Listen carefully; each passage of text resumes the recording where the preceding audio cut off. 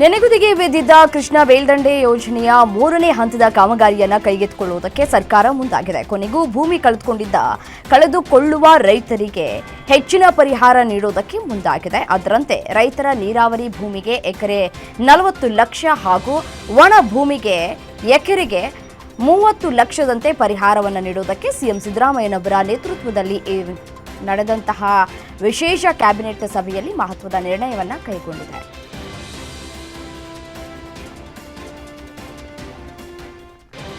JDS ಯುವ ಘಟಕದ ರಾಜ್ಯಾಧ್ಯಕ್ಷ ನಿಖಿಲ್ ಕುಮಾರಸ್ವಾಮಿ ಬೀದರ್ ಜಿಲ್ಲಾ ಪ್ರವಾಸ ಕೈಗೊಂಡು ಭಾರೀ ಮಳೆ ಮತ್ತು ಪ್ರವಾಹದಿಂದ ಹಾನಿಗೆ ಒಳಗಾದಂತಹ ಪ್ರದೇಶಗಳಿಗೆ ಭೇಟಿಯನ್ನು ನೀಡಿದರು. ರೈತರನ್ನ ಭೇಟಿ ಮಾಡಿ ಸಾಂತ್ವನ ಹೇಳಿದರು. ಸರ್ಕಾರ ಕೈಗೊಂಡಿರುವ ನೆರೆ ಪರಿಹಾರ ಕಾರ್ಯಕ್ರಮಗಳ ಬಗ್ಗೆ ಪರಿಶೀಲಿಸಿ ಮಾಹಿತಿಯನ್ನು ಪಡೆದರು. ಮನೆ ಕಳೆದುಕೊಂಡು ಸಂಕಷ್ಟಕ್ಕೆ ಸಿಲುಕಿದ ಸಂತ್ರಸ್ತರಿಗೆ ಪಕ್ಷದಿಂದ ಧನ ಸಹಾಯ ಮಾಡಿದರು.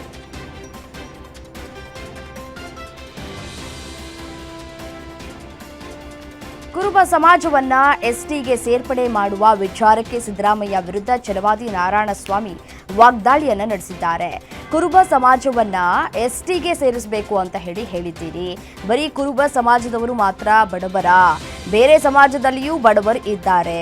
ತಮ್ಮ ಸಮುದಾಯವನ್ನ ಎಸ್ಡಿಗೆ ಸೇರಿಸುವುದಾದ್ರೆ ಇದು ಸಾಮಾಜಿಕ ನ್ಯಾಯ ಆಗುತ್ತಾ? ಇದು ತಮ್ಮ ಜಾತಿ ಪರ ಕೆಲಸ ಮಾಡಿದ್ದ ಹಾಗೆ ಆಗುತ್ತದೆ ಅಂತ ತೀವ್ರ ವಾಗ್ದಾಳಿಯನ್ನ ನಡೆಸಿದರು.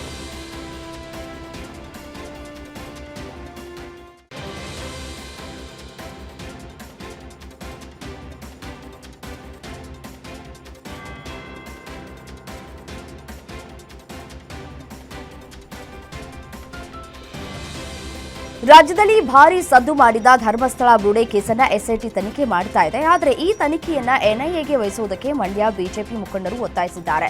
ಮಂಡ್ಯದ ಜಿಲ್ಲಾಧಿಕಾರಿ ಮೂಲಕ ಎನ್ಐಎಗೆ ಮನವಿ ಮಾಡಿದ್ದಾರೆ. ರಾಜ್ಯದ ಎಸ್ಐಟಿ ಸಂಸ್ಥೆ ಕೆಲವರ ತಾಳಕ್ಕೆ ಕುಣಿಯುವ ಸಂಸ್ಥೆಯಾಗಿದೆ ಅಂತ ಆರೋಪ ಮಾಡಿದ್ದು, ಎಸ್ಐಟಿ ತನಿಖೆ ಮೇಲೆ ಅನುಮಾನ ವ್ಯಕ್ತವಾಗ್ತಾ ಇದೆ.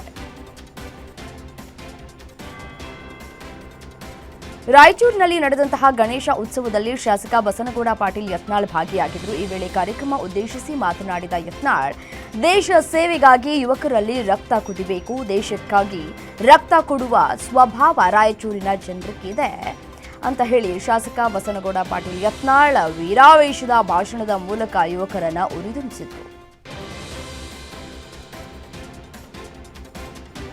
ಮೈಸೂರು ನಗರಾಭಿವೃದ್ಧಿ ಪ್ರಾಧಿಕಾರದ ಹಗರಣ ಸಂಬಂಧಿಸಿದಂತೆ ಮಾಜಿ ಆಯುಕ್ತ ದಿನೇಶ್ ಕುಮಾರ್ರನ್ನ ಇದೀಗ ಇಡಿ ಅಧಿಕಾರಿಗಳು ಬಂಧಿಸಿದ್ದಾರೆ. ಇಡಿ ವಿಚಾರಣೆಗೆ ಬರುವಂತೆ ದಿನೇಶ್ ಕುಮಾರ್ಗೆ ನೋಟಿಸ್ ನೀಡಿದ್ದು, ವಿಚಾರಣೆಗೆ ಬಂದ ವೇಳೆ ಅವರನ್ನ ಬಂಧನ ಮಾಡಲಾಗಿದೆ. ನಕಲಿ ದಾಖಲೆಗಳನ್ನು ದಿನೇಶ್ ಸೃಷ್ಟಿ ಮಾಡಿ ಈ ದಾಖಲೆಗಳ ಮೂಲಕ ಸೈಟ್ಗಳನ್ನ ಮರು ಹಂಚಿಕೆ ಮಾಡಿ ಲಾಭವನ್ನು ಮಾಡಿದ್ದಾರೆ. ಹಣ ಪಡೆದು ಆಸ್ತಿ ಗಳಿಕೆ ಮಾಡಿರುವುದಕ್ಕೆ ದಾಖಲೆ ಪತ್ತೆಯಾಗಿದೆ ಅಂತ ಇಡಿ ಹೇಳಿದೆ.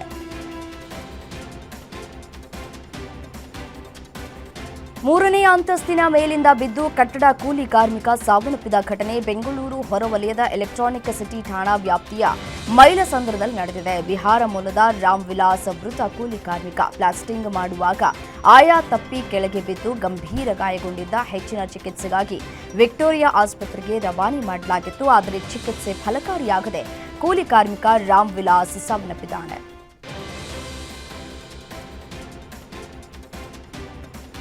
ಬೆಳಗಾವಿಯಲ್ಲಿ ಖಾಸಗಿ ಮಾರುಕಟ್ಟೆ ಲೈಸೆನ್ಸ್ ರದ್ದುಗೊಳಿಸಿ ಸರ್ಕಾರ ಆದೇಶ ನೀಡಿತ್ತು. ಸರ್ಕಾರದ ಆದೇಶ ಉಲ್ಲಂಘಿಸಿ ದಲ್ಲಾಳಿಗಳು ಮಾರುಕಟ್ಟೆ ಬಂದ್ ಮಾಡದೆ ಉದ್ದಟತನವನ್ನು ತೋರಿದ್ರು. ಇದನ್ನ ಖಂಡಿಸಿ ಡಿಸಿ ಕಚೇರಿ ಎದುರು ರೈತರು ಪ್ರತಿಭಟನೆಯನ್ನು ನಡೆಸಿದರು. ಡಿಸಿ ಅವರಿಂದ ಯಾವುದೇ ಸ್ಪಂದನೆ ಸಿಗದ ಕಾರಣ ರೈತ ಶಂಕರ ಮಾಳಗಿ ಮರವೇರಿ ಪ್ರತಿಭಟನೆ ಮಾಡುವಾಗ ರೆಂಬೆ ಮುರಿದು ಕೆಳಗೆ ಬಿದ್ದು ಗಂಭೀರ ಗಾಯಗೊಂಡಿದ್ರು. ಕೂಡಲೇ ವಿಮ್ಸ್ ಆಸ್ಪತ್ರೆಗೆ ದಾಖಲಿಸಿದ ನಂತರ ಖಾಸಗಿ ಆಸ್ಪತ್ರೆಗೆ ಶಿಫ್ಟ್ ಮಾಡಲಾಗಿದ್ದು, ರೈತ ಶಂಕರ್ಗೆ ತುರ್ತು ನಿಗಾ ಘಟಕದಲ್ಲಿ ಚಿಕಿತ್ಸೆಯನ್ನು ನೀಡಲಾಗ್ತಾ ಇದೆ. ರಾಜ್ಯದಲ್ಲಿ ಮತ್ತೊಂದು ಬ್ಯಾಂಕ್ನಲ್ಲಿ ದೊಡ್ಡ ಮಟ್ಟದಲ್ಲಿ ದರೋಡೆ ನಡೆದಿದೆ. ವಿಜಯಪುರದ ಚಡಚಣದಲ್ಲಿ ಎಸ್ಬಿಐ ಬ್ಯಾಂಕ್ಗೆ ನುಗ್ಗಿದಂತಹ ದರೋಡೆಕೋರರು ಬ್ಯಾಂಕ್ ಮ್ಯಾನೇಜರ್, ಕ್ಯಾಷಿಯರ್, ಸಿಬ್ಬಂದಿಯ ಕೈಕಾಲು ಕಟ್ಟಿ ಅಪಾರ ಪ್ರಮಾಣದಲ್ಲಿ ನಗದು ಚಿನ್ನಾಭರಣಗಳನ್ನು ದೋಚಿ ಪರಾರಿಯಾಗಿದ್ದಾರೆ. ಮುಖಕ್ಕೆ ಮುಸುಕು ಧರಿಸಿ ಬಂದಿದ್ದಂತಹ ದರೋಡೆಕೋರರು ಪಿಸ್ತೂಲು, ಮಾರಕಾಸ್ತ್ರಗಳೊಂದಿಗೆ ಬ್ಯಾಂಕ್ ಅಧಿಕಾರಿಗಳು, ಸಿಬ್ಬಂದಿಯನ್ನ ಬೆದರಿಸಿ ಕಟ್ ಹಾಕಿ ದರೋಡೆ ನಡೆಸಿದ್ದಾರೆ. ಸ್ಥಳಕ್ಕೆ ಎಸ್ಪಿ ಲಕ್ಷ್ಮಣ ನಿಂಬರ್ಗಿ ಮತ್ತು ಅಧಿಕಾರಿಗಳು ಭೇಟಿ ನೀಡಿ ಪರಿಶೀಲನೆ ನಡೆಸಿದ್ದಾರೆ. ಬ್ಯಾಂಕ್ನಲ್ಲಿ 8 ಕೋಟಿ ಹಣ, 50 ಕೋಟಿ ಚಿನ್ನಾಭರಣ ದರೋಡೆ ಮಾಡಿರುವ ಶಂಕೆಗಳು ವ್ಯಕ್ತವಾಗ್ತಾ ಇದೆ. ಇಂದು ರಾಜ್ಯದ ಕರಾವಳಿ ಜಿಲ್ಲೆಗಳು ಹೊರತುಪಡಿಸಿ ಉಳಿದೆಲ್ಲ ಜಿಲ್ಲೆಗಳಿಗೆ ಹವಾಮಾನ ಇಲಾಖೆಯು ಯೆಲ್ಲೋ ಅಲರ್ಟ್ ಘೋಷಿಸಿದ್ದು, ಇದರಿಂದ ಗುಡುಗು ಸಹಿತ ಮಳೆಯಾಗುವ ನಿರೀಕ್ಷೆ ಇದೆ. ಇನ್ನು ಬೆಂಗಳೂರು ಮತ್ತು ಸುತ್ತಮುತ್ತಲಿನ ಪ್ರದೇಶಗಳಲ್ಲಿ ಮುಂದಿನ 24 ಗಂಟೆಗಳವರೆಗೆ ಸಾಮಾನ್ಯವಾಗಿ ಮೋಡ ಕವಿದ ವಾತಾವರಣ ಇರಲಿದ್ದು, ಹಗುರ ಮಳೆಯಾಗುವ ಸಾಧ್ಯತೆ ಇದೆ. ಡೆಹ್ರಾಡೂನ್ನಲ್ಲಿ ಏಕಾಏಕಿ ಮೇಘಸ್ಫೋಟ ಸಂಭವಿಸಿದ್ದು, ಪ್ರವಾಹದಂಥ ಪರಿಸ್ಥಿತಿ ನಿರ್ಮಾಣವಾಗಿದೆ. ಟನ್ಸ್ ನದಿ ಉಕ್ಕಿ ಹರಿದಿದ್ದು, ಟ್ರ್ಯಾಕ್ಟರ್ನಲ್ಲಿ ಉಸಿರು ಬಿಗಿ ಹಿಡಿದು ಜೀವ ಭಯದಲ್ಲಿದ್ದವರು ನೋಡುತ್ತಲೇ ನೀರು ಪಾಲಾಗಿದ್ದಾರೆ. ಟ್ರ್ಯಾಕ್ಟರ್ನಲ್ಲಿ 10 ಮಂದಿ ಇದ್ದರು ಎನ್ನುವ ಮಾಹಿತಿ ಲಭ್ಯವಾಗಿದೆ. ರಕ್ಷಣಾ ತಂಡಗಳು ಸ್ಥಳದಲ್ಲಿದ್ದು, ಸುಮಾರು 400 ಜನರನ್ನ ಸ್ಥಳಾಂತರಿಸಲಾಗಿದೆ. ಹಿಮಾಚಲ ಪ್ರದೇಶದಲ್ಲಿ ರಾತ್ರಿ ಇಡೀ ಸುರಿದ ಭಾರೀ ಮಳೆಯಿಂದಾಗಿ ಪ್ರವಾಹ ಹಾಗೂ ಭೂಕುಸಿತ ಸಂಭವಿಸಿದ್ದು, ಒಂದೇ ಕುಟುಂಬದ 3 ಸಾವಿಗೀಡಾಗಿದ್ದಾರೆ. ಅವಶೇಷಗಳ ಅಡಿಯಿಂದ 3 ಮೃತದೇಹಗಳನ್ನು ಹೊರತೆಗೆಯಲಾಗಿದ್ದು, 2ರನ್ನ ರಕ್ಷಿಸಲಾಗಿದೆ. ನಿರಂತರ ಮಳೆಯಿಂದಾಗಿ ಮಂಡ್ಯ, ಸೋನ್ ಹಾಗೂ ಭದ್ರಾ ಕಾಲುವೆಯಲ್ಲಿ ಪ್ರವಾಹ ಉಂಟಾಗಿದೆ. ಇದರಿಂದ ಬಸ್ ನಿಲ್ದಾಣಕ್ಕೆ ನೀರು ನುಗ್ಗಿ ಕಚೇರಿಗಳು, ಪಂಪ್ ಹೌಸ್, ಅಂಗಡಿಗಳಿಗೆ ಹಾಗೂ 20ಕ್ಕೂ ಅಧಿಕ ಬಸ್ಗಳಿಗೆ ಹಾನಿಯುಂಟಾಗಿದೆ.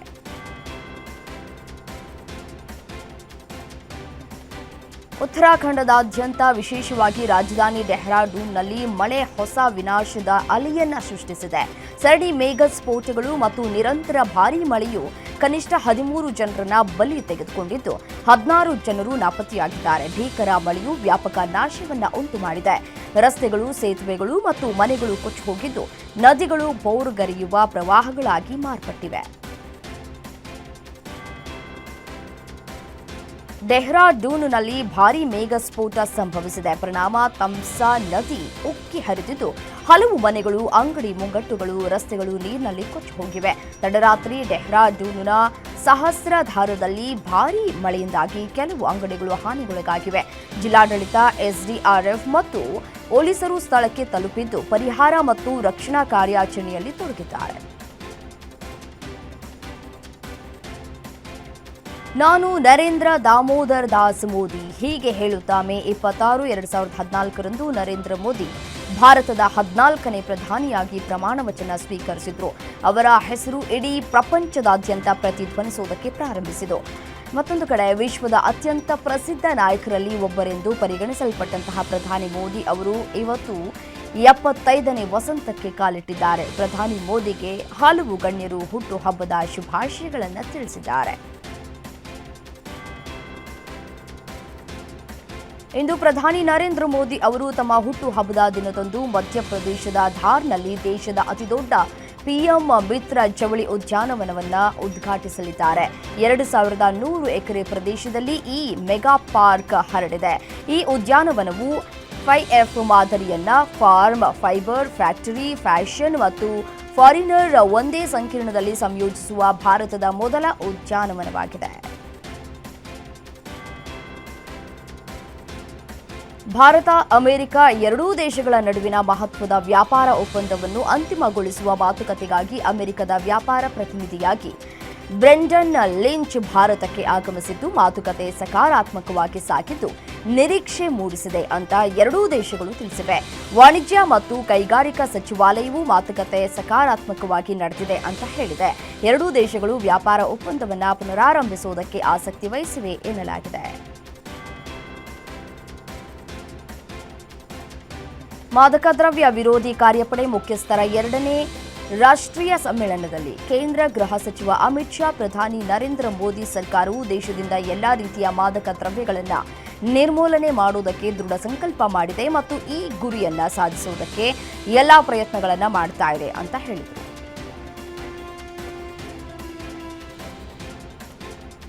ಕಾಂಗ್ರೆಸ್ ಸಂಸದೆ ಪ್ರಿಯಾಂಕಾ ಗಾಂಧಿ ಅವರು ತಮ್ಮ ವಯನಾಡ್ ಕ್ಷೇತ್ರಕ್ಕೆ ಭೇಟಿ ನೀಡಿದ್ದಾರೆ. ಭೇಟಿ ಸಂದರ್ಭದಲ್ಲಿ ಪ್ರಿಯಾಂಕಾ ಪದ್ಮಶ್ರೀ ಪ್ರಶಸ್ತಿ ಪುರಸ್ಕೃತ ಚೆರುವಾಯಲ್ ರಾಮನ್ ಅವರ ಮನೆಯಲ್ಲಿ ಸುಮಾರು 2.5 ಗಂಟೆಗಳ ಕಾಲವನ್ನು ಕಳೆದಿದ್ದಾರೆ.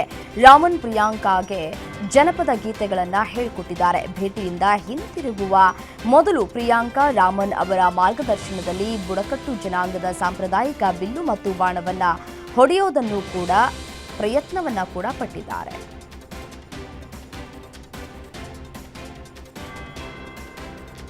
ಮಹಿಳೆಯೊಬ್ಬರು ಸರ್ಕಾರದ ಯೋಜನೆಯಲ್ಲಿ 200 ರೂಪಾಯಿ ವಂಚನೆ ಎಸಗಿದ್ದಾರೆ ಅಂತ ಬಿಹಾರದ ವಿರೋಧ ಪಕ್ಷದ ನಾಯಕ ತೇಜಸ್ವಿ ಯಾದವ್ ದೂರನ್ನು ನೀಡಿದ್ದಾರೆ. ಎಫ್ಐಆರ್ನಲ್ಲಿ ನಾಯಕರಾದ ರಾಜ್ಯಸಭಾ ಸದಸ್ಯ ಸಂಜಯ್ ಯಾದವ್, ಮಾಜಿ ಶಾಸಕ ಮತ್ತು ಆರ್ಜೆಡಿ ನಾಯಕ ರಿಷಿ ಮಿಶ್ರಾ ಮತ್ತು ಮಾಜಿ ಕಾಂಗ್ರೆಸ್ ಅಭ್ಯರ್ಥಿ ಮಸ್ಕೂರ್ ಅಹ್ಮದ್ ಉಸ್ಮಾನಿ ಹೆಸರುಗಳು ಕಂಡುಬಂದಿವೆ. ಬಿಹಾರದ ಚುನಾವಣೆಗೂ ಮುನ್ನ ಕ್ಷೇತ್ರದಲ್ಲಿ ಚುನಾವಣಾ ಚಟುವಟಿಕೆಗಳು ಗರಿಗೆದರಿದೆ. ಈ ಕುರಿತು ಬಿಹಾರದ ಕೇಂದ್ರ ಸಚಿವ ಎಲ್ಜೆಪಿ ಮುಖ್ಯಸ್ಥ ಚಿರಾಗ್ ಪಾಸ್ವಾನ್ ಹೊಸ ಹೇಳಿಕೆಯೊಂದನ್ನು ನೀಡಿದ್ದಾರೆ. ನಾನು ತರಕಾರಿಗಳ ಮೇಲೆ ಉಪ್ಪಿನಂತೆ ನಾನು ಪ್ರತಿ ಕ್ಷೇತ್ರದಲ್ಲಿ 20,000ದಿಂದ 25,000 ಮತಗಳ ಮೇಲೆ ಪ್ರಭಾವ ಬೀರಬಲ್ಲೆ ಅಂತ ಅವರು ಹೇಳಿದ್ದಾರೆ. ಬಿಹಾರದ 243 ಸ್ಥಾನಗಳಲ್ಲಿ ಹೆಚ್ಚಿನ ಸ್ಥಾನಕ್ಕಾಗಿ ಪಾಸ್ವಾನ್ ತೀವ್ರ ಪೈಪೋಟಿಯನ್ನು ನಡೆಸ್ತಾ ಇದ್ದಾರೆ.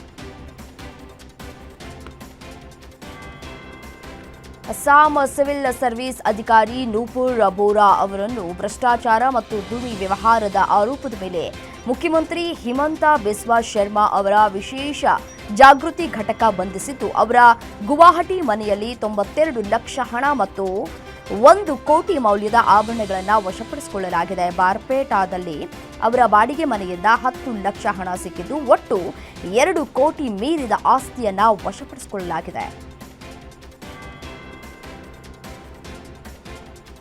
2021ರ ಸಬ್ ಇನ್ಸ್ಪೆಕ್ಟರ್ ನೇಮಕಾತಿ ಪರೀಕ್ಷೆಯ ಪ್ರಶ್ನೆ ಪತ್ರಿಕೆ ಸೋರಿಕೆಗೆ ಸಂಬಂಧಿಸಿ ಹೈಕೋರ್ಟ್ ರಾಜಸ್ಥಾನ ಸಾರ್ವಜನಿಕ ಸೇವಾ ಆಯೋಗದ ಸದಸ್ಯರನ್ನ ತರಾಟೆಗೆ ತೆಗೆದುಕೊಂಡಿತ್ತು. ಇದಾದ 2 ವಾರಗಳ ಬಳಿಕ ರಾಜಸ್ಥಾನ ಸಾರ್ವಜನಿಕ ಸೇವಾ ಆಯೋಗದ ಸದಸ್ಯೆ ಮಂಜು ಶರ್ಮಾ ತಮ್ಮ ಹುದ್ದೆಗೆ ರಾಜೀನಾಮೆ ನೀಡಿದ್ದಾರೆ. ಅವರ ರಾಜೀನಾಮೆಯನ್ನು ರಾಜ್ಯಪಾಲರು ಅಂಗೀಕರಿಸಿದ್ದಾರೆ.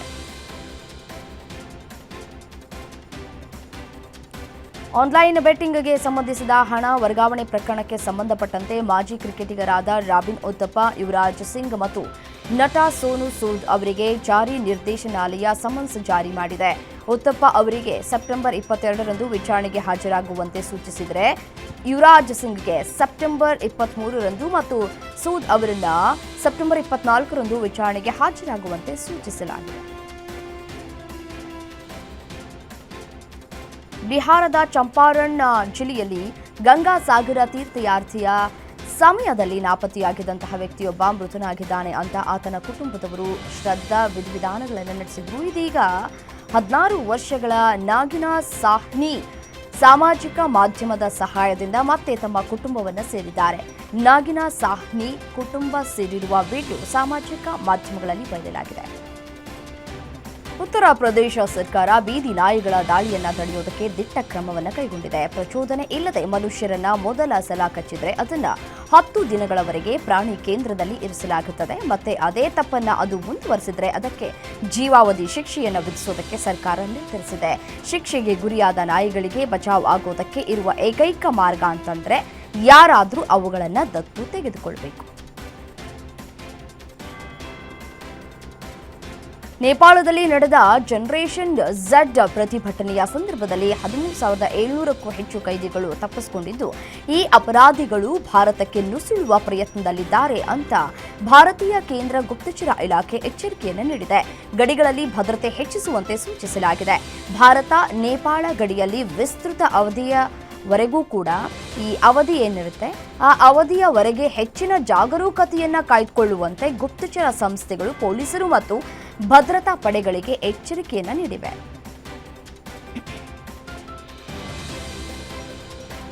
ಹೈದರಾಬಾದ್ನ ಉಪ್ಪಲ್ ಪ್ರದೇಶದ ಎನ್ಜಿಆರ್ಐ ಬಳಿಯ ದೇವಸ್ಥಾನದ ಕಾಂಪೌಂಡ್ ಗೋಡೆಗೆ ಟ್ಯಾಂಕರ್ ಡಿಕ್ಕಿ ಹೊಡೆದು ಚಾಲಕ ಗಂಭೀರವಾಗಿ ಗಾಯಗೊಂಡಿದ್ದಾನೆ. ಸಿಸಿಟಿವಿಯಲ್ಲಿ ಸೆರೆಯಾಗಿರುವ ಅಪಘಾತದಲ್ಲಿ ಹೈದರಾಬಾದ್ನ ಉಪ್ಪಾಲ್ನ ಎನ್ಜಿಆರ್ಐ ಬಳಿಯ ಆಂಜನೇಯ ಸ್ವಾಮಿ ದೇವಸ್ಥಾನದ ಕಾಂಪೌಂಡ್ ಗೋಡೆಗೆ ಸೆಪ್ಟಿಕ್ ಟ್ಯಾಂಕರ್ ಡಿಕ್ಕಿ ಹೊಡೆದು ನಂತರ ಪಲ್ಟಿಯಾಗಿರುವಂತಹ ದೃಶ್ಯ ಕಾಣಬಹುದಾಗಿದೆ. ಈ ಘಟನೆಯಲ್ಲಿ ಚಾಲಕನಿಗೆ ಗಂಭೀರವಾಗಿ ಗಾಯವಾಗಿದ್ದು ಚಿಕಿತ್ಸೆಗಾಗಿ ಆಸ್ಪತ್ರೆಗೆ ದಾಖಲಿಸಲಾಗಿದೆ. ಭಯಾನಕ ಟ್ರಕ್ ಅವಘಡವೊಂದು ಇಂದೋರ್ನಲ್ಲಿ ನಡೆದಿದೆ. ಇದರ ಭೀಕರ ದೃಶ್ಯಗಳು ಟ್ರಕ್ ಕ್ಯಾಮೆರಾ ಹಾಗೂ ಸುತ್ತಮುತ್ತಲಿನ ಸಿಸಿಟಿವಿಯಲ್ಲಿ ಸೆರೆಯಾಗಿದೆ. ಜನನಿ ಬಿಡ ರಸ್ತೆಯಲ್ಲಿ ವೇಗವಾಗಿ ಬಂದ ಟ್ರಕ್ ಪಾದಚಾರಿಗಳು, ಆಟೋ ರಿಕ್ಷಾಗಳು ಸೇರಿದಂತೆ ಹಲವು ವಾಹನಗಳಿಗೆ ಡಿಕ್ಕಿಯಾಗಿದೆ. 3 ಸಾವನ್ನಪ್ಪಿದ್ದಾರೆ. ಸುಮಾರು 9 ಮಂದಿಗೆ ಗಂಭೀರವಾಗಿ ಗಾಯಗಳಾಗಿವೆ.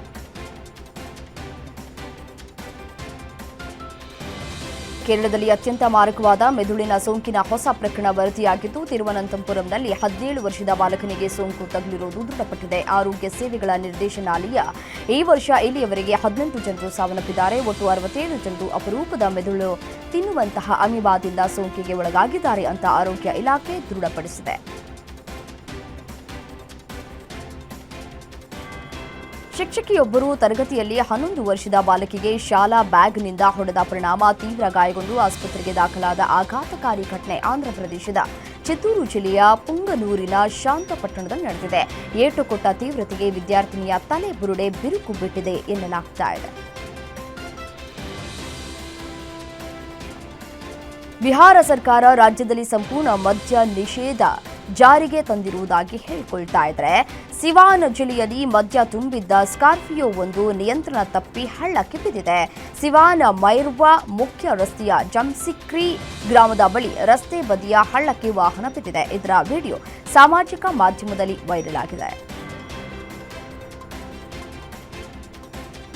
ಬೀದಿ ನಾಯಿಗಳ ದಾಳಿಯಿಂದ ತಪ್ಪಿಸಿಕೊಳ್ಳುವುದಕ್ಕೆ ಹೋರಿಯೊಂದು ಮನೆಯ ಚಾವಣಿಯ ಮೇಲೆ ಹತ್ತಿದ ಘಟನೆ ತೆಲಂಗಾಣದ ಆದಿಲಾಬಾದ್ ಜಿಲ್ಲೆಯ ನಿರಾಲಾ ಗ್ರಾಮದಲ್ಲಿ ನಡೆದಿದೆ. ಮೆಟ್ಟಿಲುಗಳ ಸಹಾಯದಿಂದ ಚಾವಣಿ ಏರಿದ ಹೋರಿಯನ್ನ ಹಗ್ಗಗಳ ಸಹಾಯದಿಂದ ಗ್ರಾಮಸ್ಥರು ರಕ್ಷಿಸಿದ್ರು. ಇದರ ವಿಡಿಯೋ ಸಾಮಾಜಿಕ ಮಾಧ್ಯಮದಲ್ಲಿ ಭಾರೀ ವೈರಲ್ ಆಗಿದೆ.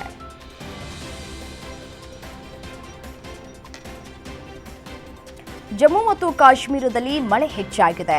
ಭೂಕುಸಿತ ಮತ್ತು ಪ್ರತಿಕೂಲ ಹವಾಮಾನದಿಂದಾಗಿ ಸ್ಥಗಿತಗೊಂಡಿದ್ದಂತಹ ವೈಷ್ಣೋದೇವಿ ಯಾತ್ರೆ ಇಂದಿನಿಂದ ಪುನರಾರಂಭಗೊಳ್ಳಲಿದೆ.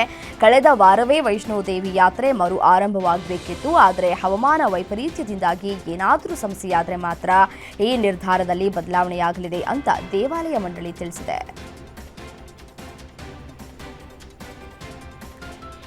ಪಾಕಿಸ್ತಾನದ ಬಹಾವಲ್ಪುರದಲ್ಲಿ ಭಾರತ ನಡೆಸಿದ ಆಪರೇಷನ್ ಸಿಂಧೂರ್ ದಾಳಿಯಲ್ಲಿ ಜೈಷ್ ಎ ಮೊಹಮ್ಮದ್ ಮುಖ್ಯಸ್ಥ ಮೌಲಾನಾ ಮಸೂದ್ ಅಜರ್ ಅವರ ಕುಟುಂಬದ ಸದಸ್ಯರು ಸಾವನ್ನಪ್ಪಿದ್ದಾರೆ ಅಂತ ಜೈಷ್ ಎ ಮೊಹಮ್ಮದ್ನ ಉನ್ನತ ಕಮಾಂಡರ್ ಮಸೂದ್ ಇಲಿಯಾಸ್ ಕಾಶ್ಮೀರಿ ದೃಢಪಡಿಸಿದ್ದಾರೆ. ಭಾರೀ ಶಸ್ತ್ರಸಜ್ಜಿತ ಪಾಕಿಸ್ತಾನಿ ಸೇನಾ ಸಿಬ್ಬಂದಿಯಿಂದ ಸುತ್ತುವರೆದಿರುವ ಮಸೂದ್ ಇಲಿಯಾಸ್ ಕಾಶ್ಮೀರಿ ವೀರಾವೇಶದಿಂದ ಭಾರತದ ವಿರುದ್ಧ ಆಕ್ರೋಶವನ್ನು ಹೊರಹಾಕ್ತಾ ಇರುವಂತಹ ವಿಡಿಯೋ ವೈರಲ್ ಆಗಿದೆ.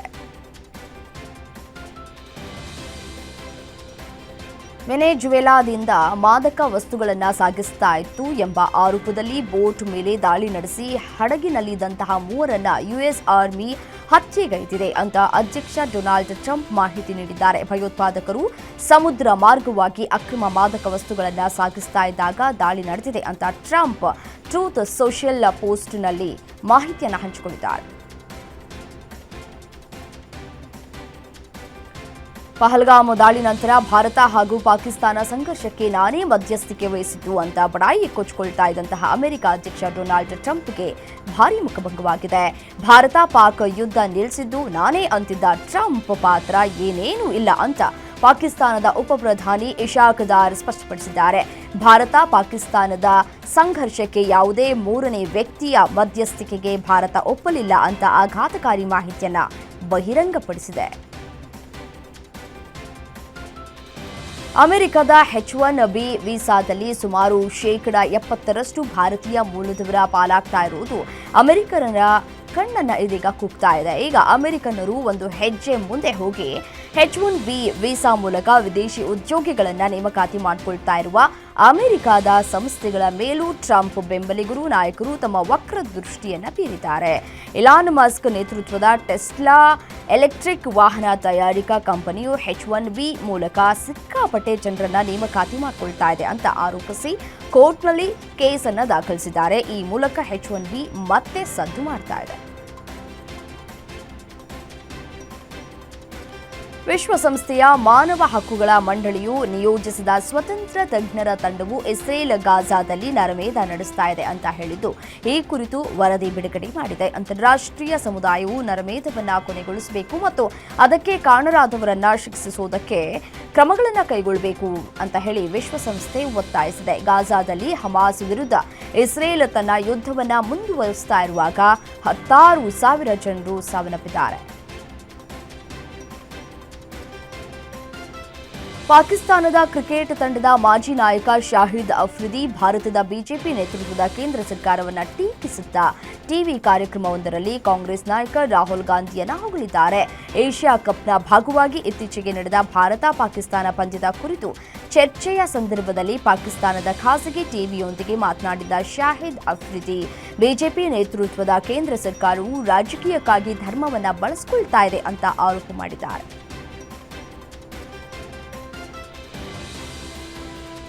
ಭಾರತೀಯ ಕ್ರಿಕೆಟ್ ತಂಡದ ನೂತನ ಜೆರ್ಸಿ ಪ್ರಾಯೋಜಕರಾಗಿ ಅಪೋಲೋ ಟೈರ್ಸ್ ಆಯ್ಕೆಯಾಗಿದೆ. ಈ ಒಪ್ಪಂದವು 2027 ಇರಲಿದೆ.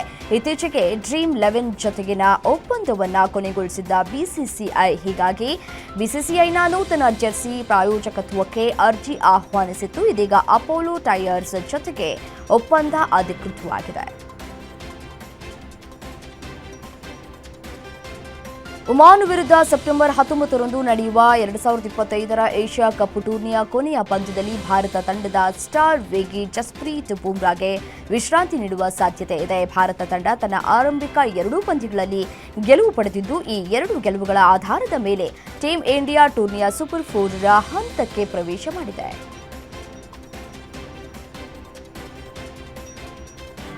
ಭಾರತ ತಂಡದ ಮಾಜಿ wicket keeper batsman Dinesh Karthik ಅವರು ಸಾರ್ವಕಾಲಿಕ ಶ್ರೇಷ್ಠ ಟಿ20ಐ ಬ್ಯಾಟ್ಸ್ಮನ್ ಆಗಿ ವಿರಾಟ್ ಕೊಹ್ಲಿಯನ್ನ ಆರಿಸಿದ್ದಾರೆ. ದಿನೇಶ್ ಕಾರ್ತಿಕ್ಗೆ ವಿರಾಟ್ ಕೊಹ್ಲಿ ಹಾಗೂ ಎಂಎಸ್ ಧೋನಿ ನಡುವೆ ಉತ್ತಮ ಟಿ20ಯ ಬ್ಯಾಟ್ಸ್ಮನ್ ಅನ್ನ ಆರಿಸುವುದಕ್ಕೆ ಕೇಳಲಾಯಿತು. ಇದಕ್ಕೆ ಆರ್ಸಿಬಿ ಮೆಂಟರ್ ದಿನೇಶ್ ಕಾರ್ತಿಕ್ ವಿರಾಟ್ ಕೊಹ್ಲಿಯನ್ನ ಆರಿಸಿದ್ದಾರೆ. ಐಸಿಸಿ ನೂತನ ಮಹಿಳಾ ಏಕದಿನ ಬ್ಯಾಟಿಂಗ್ ಶ್ರೇಯಾಂಕ ಪ್ರಕಟಗೊಂಡಿದ್ದು, ಇದೀಗ ಭಾರತದ ಆರಂಭಿಕ ಆಟಗಾರ್ತಿ ಸ್ಮೃತಿ ಮಂದಾನ ನಂಬರ್ 1 ಸ್ಥಾನವನ್ನು ಪಡೆದುಕೊಂಡಿದ್ದಾರೆ. ಸೆಪ್ಟೆಂಬರ್ 14ರ ಭಾನುವಾರದಂದು ಆಸ್ಟ್ರೇಲಿಯಾ ವಿರುದ್ಧದ ಮೊದಲ ಏಕದಿನ ಪಂದ್ಯದಲ್ಲಿ ಬಾರಿಸಿದ ಅರ್ಧಶತಕದ ಕಾರಣದಿಂದ ಈ ಸಾಧನೆಗೈದಿದ್ದಾರೆ. ಅಗ್ರಸ್ಥಾನದಲ್ಲಿದ್ದ ಇಂಗ್ಲೆಂಡ್ ನಾಯಕಿ ನ್ಯಾಟ್ ಸ್ಕಿವರ್ ಬ್ರಂಟ್ ದ್ವಿತೀಯ ಸ್ಥಾನವನ್ನು ಪಡೆದಿದ್ದಾರೆ. ಭಾರತದ ಒಲಿಂಪಿಕ್ಸ್ ಪದಕ ವಿಜೇತ ಸ್ಟಾರ್ ಬ್ಯಾಡ್ಮಿಂಟನ್ ಆಟಗಾರ್ತಿ ಪಿವಿ ಸಿಂಧು ಅವರು ಬುಧವಾರ ಆರಂಭವಾದ ಚೀನಾ ಮಾಸ್ಟರ್ಸ್ ಸೂಪರ್ 750 ಟೂರ್ನಿಯಲ್ಲಿ ಶುಭಾರಂಭ ಕಂಡಿದ್ದಾರೆ. ಮಹಿಳೆಯ ಸಿಂಗಲ್ಸ್ನ 32ನೇ ಸುತ್ತಿನಲ್ಲಿ ಡೆನ್ಮಾರ್ಕ್ನ ಜೂಲಿಯಾ ದಾವಲ್ ಜಾಕ್ಸೋಬ್ಸನ್ಸ್ ವಿರುದ್ಧ ನೇರ ಗೇಮ್ಗಳನ್ನು ಗೆದ್ದು ಅದ್ಭುತ ಫಾರ್ಮ್ಗೆ ಮರಳುವ ಮೂಲಕ ಮುಂದಿನ ಸುತ್ತಿಗೆ ಪ್ರವೇಶವನ್ನು ಪಡೆದಿದ್ದಾರೆ. 2025ರ ಪುರುಷರ ಸ್ಪೀಡ್ ಸ್ಕೇಟಿಂಗ್ ವಿಶ್ವ ಚಾಂಪಿಯನ್ಶಿಪ್ 1000 ಮೀಟರ್ ಸ್ಪ್ರಿಂಟ್ನಲ್ಲಿ ಚಿನ್ನ ಗೆದ್ದ ಆನಂದ್ ಕುಮಾರ್ ವೇಲ್ ಕುಮಾರ್ ಅವರಿಗೆ ಪ್ರಧಾನಿ ನರೇಂದ್ರ ಮೋದಿ ಅಭಿನಂದನೆ ಸಲ್ಲಿಸಿದ್ದಾರೆ. ಸಾಮಾಜಿಕ ಮಾಧ್ಯಮ ಎಕ್ಸ್ ಖಾತೆಯಲ್ಲಿ ಪೋಸ್ಟ್ ಮಾಡುವುದರ ಮೂಲಕ ಪ್ರಧಾನಿ ವೇಲ್ ಕುಮಾರ್ ಸಾಧನೆ ಬಗ್ಗೆ ಹೆಮ್ಮೆ ಇದೆ ಅಂತ ಹೇಳಿದ್ದಾರೆ.